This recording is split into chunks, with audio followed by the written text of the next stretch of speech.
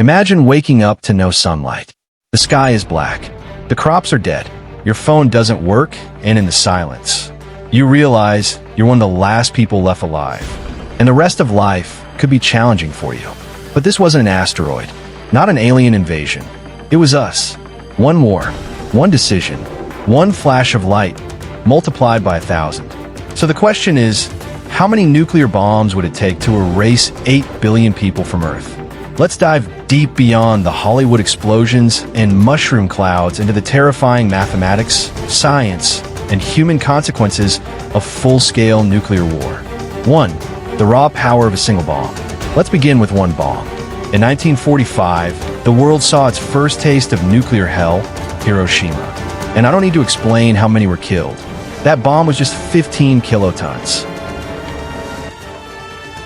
In today's arsenal, that's a baby nuke. Modern warheads are 50 to 100 times more powerful. Take the W-88, a standard U.S. nuclear warhead, about 475 kilotons.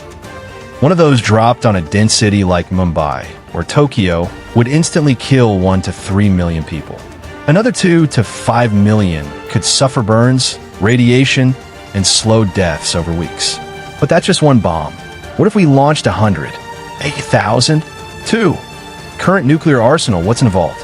Let's talk numbers. Today, there are around 12,500 nuclear warheads globally. Russia holds about 5,900. United States has around 5,200.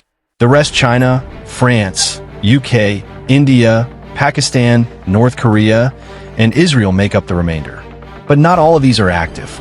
Around 3,500 are ready to fire at any moment. Enough to obliterate every major city on Earth several times over. So, in pure firepower, humanity already possesses the ability to cause its own extinction many times over. 3. Direct impact, the immediate kill zone. Let's say a single 1 megaton bomb hits a major city. Within 1 to 2 kilometers, everything will be vaporized. At 5 kilometers, buildings crumble. At 10 kilometers, firestorms rage. And even 20 kilometers out, people suffer third-degree burns, and their skin will be vaporized into air.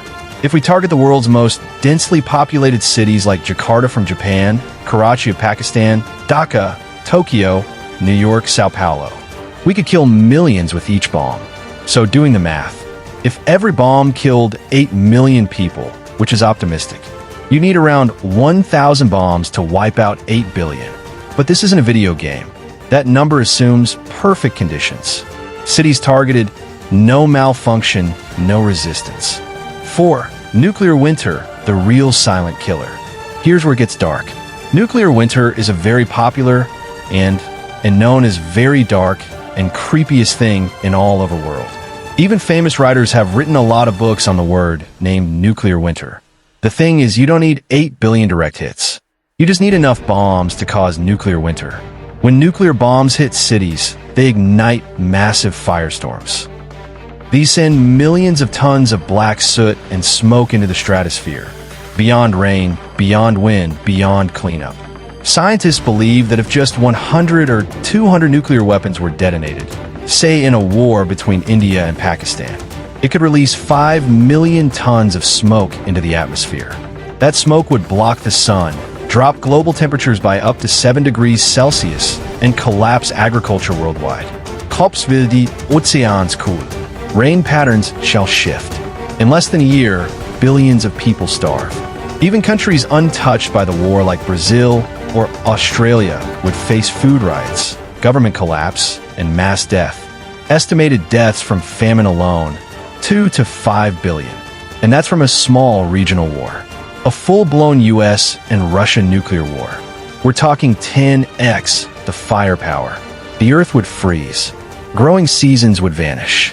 And with radiation, disease, and panic in the mix, human civilization could collapse entirely. 5. Fallout, the silent and lingering death. Radiation doesn't respect borders. The bombs that don't kill immediately leave behind radioactive fallout, dust and particles that poison the air, soil, and water. It could cause slow death, depending on the wind, fallout can travel thousands of kilometers. A nuke in Europe could spread radiation across Asia.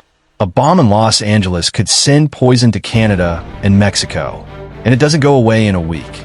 Some isotopes stay deadly for decades. Children born afterward would suffer birth defects, cancer, and genetic damage for generations because of the harm radiations from nuclear bomb. So even if some humans survive the blast and the famine, they may not survive much longer, like years. We can hardly say just weeks of months. 6. Collapse of global systems. In a post-nuclear world, there are no hospitals, no governments, no clean water, no power grids, no internet. So you can't contact with your family or anyone. Money becomes meaningless. Borders vanish. Violence replaces order. Diseases spread unchecked. Cities are overrun or abandoned. Human knowledge and history could be lost forever. A planet once filled with life becomes silent. 7. Could humanity survive? What about bunkers, islands, and the rich escaping? Yes, some might survive for a while. But even rich ones would not survive because of the effects. Without medicine, crops, fuel, or order, even bunkers become tombs. Even remote regions would face nuclear winter and global starvation. And here's the real fear. You don't need to kill 100% of humans to end humanity. You just need to destroy the systems that allow humans to survive. And that's the main point. If the global population drops below a certain threshold, let's say a few thousand scattered, starving people, we may never recover. It could be the end of technology forever. No rebuilding, just extinction in slow motion. And it hurts more. 8. The final answers. So, how many bombs would it take to extinct the whole planet Earth? Not 8 billion, not even 1,000, maybe 500, maybe just 300. That's all it takes to shatter the atmosphere, erase agriculture, and send humanity back to the Stone Age or to extinction. And remember this, there are over 12,000 nuclear weapons on this planet right now.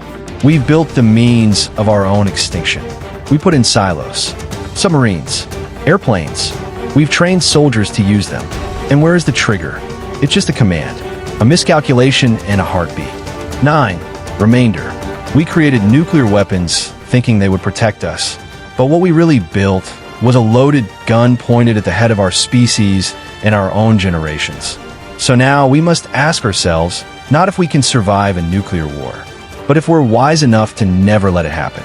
Because once the first bomb falls, there's no going back.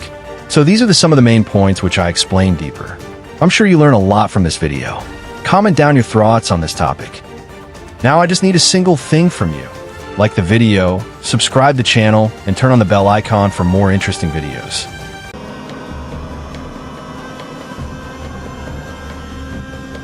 After releasing untold quantities of energy,